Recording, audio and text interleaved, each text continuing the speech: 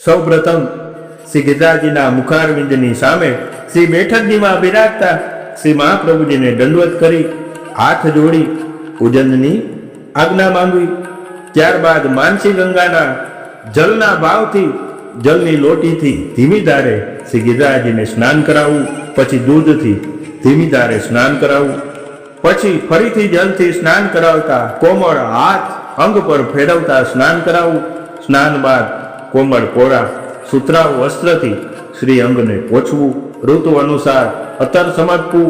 ઉત્તમ ધોતી ઉપરના ધારણ કરાવવા અને કુમકુમથી તિલક અને કમલપત્ર કરવા. ત્યારબાદ સુગંધી પુષ્પોની પુષ્પમાલા ધરાવી.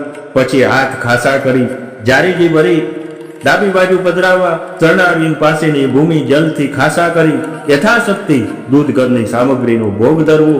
ચરણ સ્પર્શ કરી હાથ જોડી શ્રી મહાપ્રભુજીની કાનેથી આરોગવાની વિનંતી કરી દંડવત કરવા.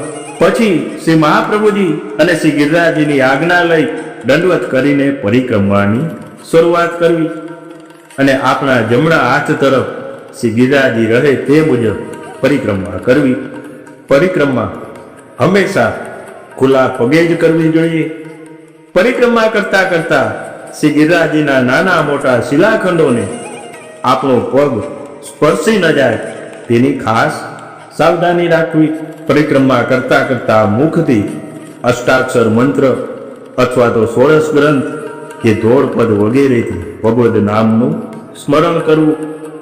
આમ ભક્તિભાવથી પૂર્ણ શ્રદ્ધાપૂર્વક પરિક્રમા કરવાથી શ્રી ગિરિરાજજી કૃપા કરીને ભક્તોના સઘળા મનોરથો પૂર્ણ કરે છે.